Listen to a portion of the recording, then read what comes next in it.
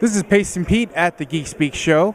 I just came out of the panel for Legends of the Night, directed by Brett Culp. I have him here with me. Brett, thanks for coming on with us. My pleasure. Just wanted to say, coming out of your panel, I was inspired just by seeing the trailer and the footage you showed of us. I wanted to know, what does Batman mean to you, just you personally? You know, Batman means so many things. But I think to me, you know, Batman is a symbol of overcoming the challenges that you face in life. He's also a symbol of the fact that you get to choose your own identity. You know, we got this powerful, iconic statement of his, "I am Batman." But in that moment, he's doing more than just acting like a tough guy.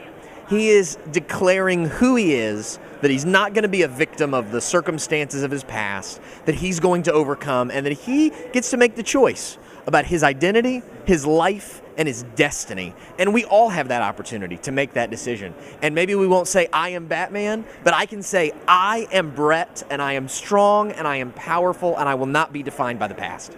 That's really awesome. I'm wondering, you interviewed so many people, and how many did you say you interviewed? We did a total of about 64 interviews for this film. That's really cool that you got so many people, and it's a Kickstarter project. So the fact that you have to go out and really you have to promote it. I mean, what was the thought when you first came out and said, "I'm going to do this," and it has nothing to do with really the comics or the movies. It's just Batman to people. What was the response when you first started doing this? You know, I mean, we got a very positive, excited response. You know, there have been a lot of documentaries and films where people have talked about, you know, where the stories came from and all the creators, but it's rare that you say, okay, well, what happens when you leave the printed page?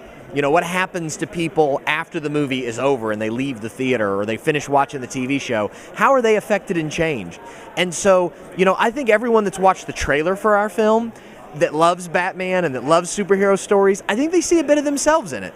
You know, they say, yes, this is an expression of the reason why I love this character, why I love these stories. And I think it's exciting to them to see that, this feeling that they have in their gut, to see it come to life.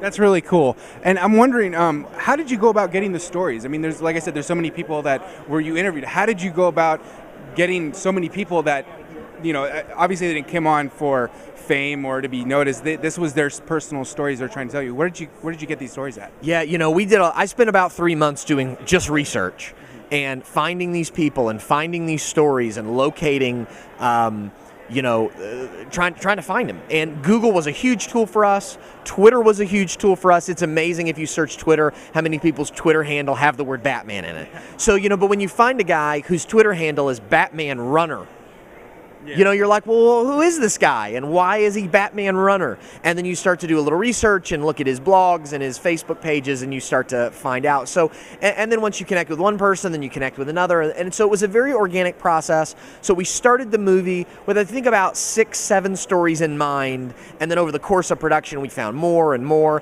And I'll tell you the beauty of a crowdfunding thing like Kickstarter or Indiegogo is that you're not only raising funds, but you're raising awareness. And so people had a reason to share the movie, even though it was only in pre-production, because we had a reason. The reason was help them raise money. Yeah. And so because of that, we had, you know, a whole armada of people.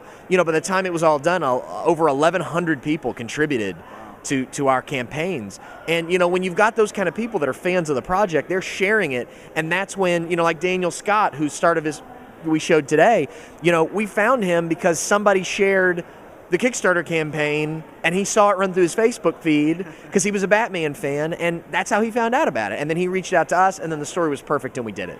That's awesome that all came together the way it did.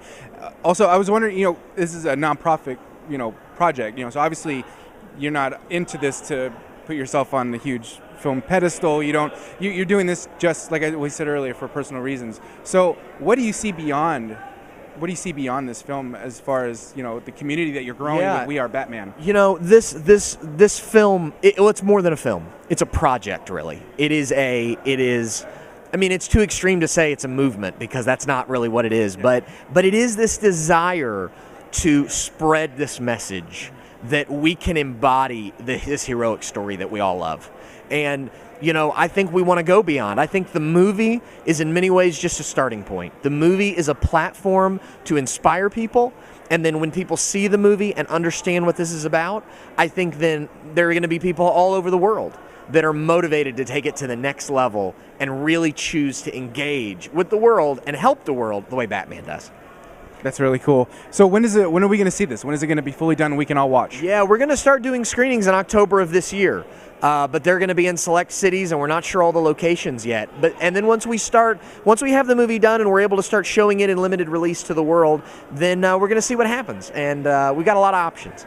That's cool. And so where can anyone find you that wants to look and support and keep this movement going? Yeah, absolutely. You can sign up for our email list on wearebatman.com, or you can find us on Twitter at BatmanFilm, or on Facebook at facebook.com/BatmanFilm. Awesome. It was a pleasure meeting you and talking to you. Thank you, my friend. Thanks.